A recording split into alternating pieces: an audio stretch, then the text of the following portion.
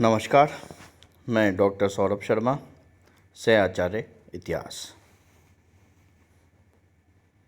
आज के YouTube video में हमारे अध्ययन का विषय बौद्ध संगति है। बौद्ध संगति से तात्पर्य वास्तव में उस प्रकार के सम्मेलन या आयोजन से है जिसमें बौद्ध धर्म से संबंधित नियम, कानून, आचार संहिता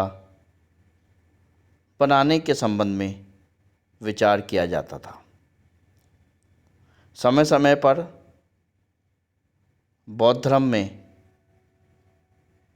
जैसे जैसे विकास होता गया, वैसे वैसे बौद्ध संगतियों की आवश्यकता महसूस होने लगी और समय समय पर ये संगतियाँ बुलाई गई जिसमें बौद्ध धर्म से संबंधित सिद्धांतों पर, बौद्ध धर्म से संप्रदायों पर और विभिन्न मुद्दों पर विचार विमर्श होता रहा है।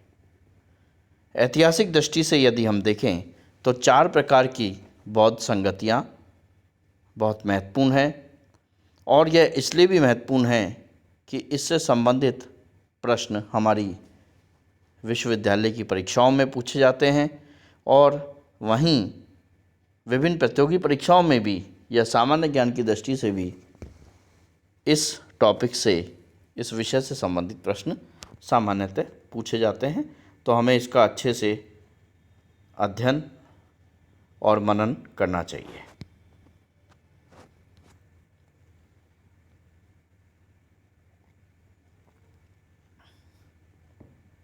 प्रथम बौद्ध संगति या प्रथम सम्मेलन महाकश्यप नामक विद्वान की अध्यक्षता में हुआ था और इसका स्थान राजगृह के समीप सप्तवर्णी नामक गुफा था। इस संगति, प्रथम बौद्ध संगति का समय 483 ईसा पूर्व में था तथा इसका उद्देश्य था महात्मा बुद्ध के उपदेशों का संग्रह करना। इस सम्मेलन में सूत पिटक यानी बुद्ध के उपदेश तथा विनय पिटक नामक प्रमुख पाली ग्रंथ का प्रतिपादन किया गया। विनय पिटक जो बौद्ध भिक्षुओं से संबंधित आचार संहिता थी, उसका प्रतिपादन हुआ और इसके निर्माण में प्रमुख रूप से आनंद और उपाली ने भाग लिया। द्वितीय संगति, बुद्ध की मृत्यु के लगभग 100 वर्ष पश्चात द्वितीय बौद्ध संगति का आयोजन किया गया तथा यह आयोजन वैशाली नामक स्थान पर किया गया। इस द्वितीय बौद्ध संगति की अध्यक्षता कालाशोक ने की थी और इस संगति में बौद्ध धर्म से संबंधित दार्शनिक मतभेदों को दूर करने का प्रयत्न किया गया था। हालांकि यह प्रयत्न असफल रहा क्योंकि बौद्ध अनुयायी प्रमुख रूप से 2 संप्रदायों में स्पष्टतः विभाजित हो गए थे, जिसमें प्रथम संप्रदाय के लोग स्थविरवादी, रूढ़िवादी या थेरवादी नाम से जाने जाते थे और द्वितीय संप्रदाय के अनुयायी महासंघिक नाम से जाने जा रहे थे। तृतीय बौद्ध संगति का समय 250 ईसा पूर्व 250 ईसा पूर्व में था और अशोक महान के शासनकाल में इसका आयोजन हुआ था और इसकी अध्यक्षता मोगलीपुत्तिस्य नामक विद्वान ने की थी। इसका आयोजन स्थल पाटलिपुत्र नामक स्थान था। इस बौद्ध संगति का उद्देश्य बौद्ध संघ में जो आपसी संघर्ष या आंतरिक संघर्ष की स्थिति बन रही थी उसको समाप्त करना था और जो अवांछित तत्व थे उनको संघ से निष्कासित करना था, यानी कठोर कदम उठाकर उनको संघ से बाहर का रास्ता दिखाना था।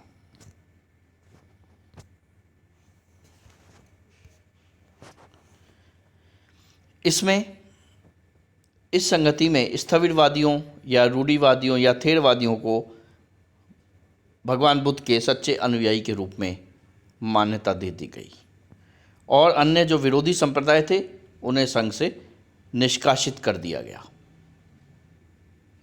इसी संगति में अभिधम्म पिटक की रचना की गई, उसे अंतिम रूप दिया गया और बुद्ध के उपदेशों को त्रिपिटक नामक ग्रंथ में संकलित किया गया। इसके अतिरिक्त बौद्ध भिक्षुओं के विभिन्न दल श्रीलंका, बर्मा, थाईलैंड जैसे विश्व के अनेक देशों में धर्म प्रचार के लिए भेजे गए। चतुर्थ संगति या अंतिम संगति का समय प्रथम शताब्दी ईस्वी में माना गया है। राजा कनिष्क के संरक्षण में यह संगति हुई थी और इसका स्थल कश्मीर नामक स्थान पर था, जहाँ कश्मीर नामक स्थान पर इस संगति का आयोजन किया गया। इसकी अध्यक्षता वसुमित्र नामक विद्वान ने की थी। इस संगति का उद्देश्य बौद्ध धर्म में जो 18 संप्रदाय बन गए थे उनमें व्याप्त मतभेदों को दूर करना था। इस संगति में बौद्ध धर्म प्रमुख रूप से 2 भागों में विभाजित हो गया, महायान और हीनयान। महायान संप्रदाय के सिद्धांत महाविभाषा नामक ग्रंथ में संकलित किए गए और इन सभी सिद्धांतों को ताम्रपत्र पर लिखवाकर एक जमीन में गाड़ दिया गया और उस स्थान पर एक स्तूप का भी निर्माण कराया गया। धर्म प्रचार की भाषा के रूप में ये प्रमुख बात है कि धर्म प्रचार की भाषा के रूप में पाली के स्थान पर संस्कृत भाषा को मान्यता प्रदान की गई। अभी तक पाली भाषा प्रमुख भाषा मानी जा रही थी धर्म प्रचार की, लेकिन अब संस्कृत भाषा को प्रमुख स्थान दिया गया। और इसी समय बौद्ध धर्म विभिन्न देशों में विस्तारित हुआ तथा विस्तार का यह क्षेत्र प्रमुख रूप से मध्य एशिया, जापान तथा चीन आदि था।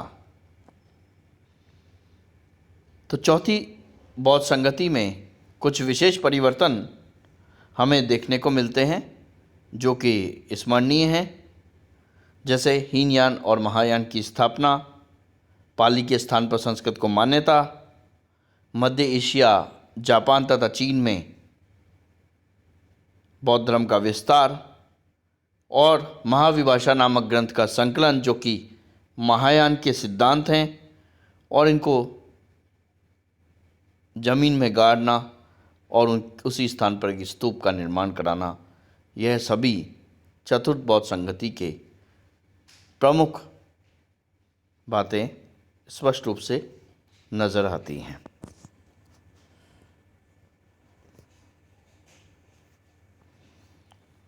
धन्यवाद।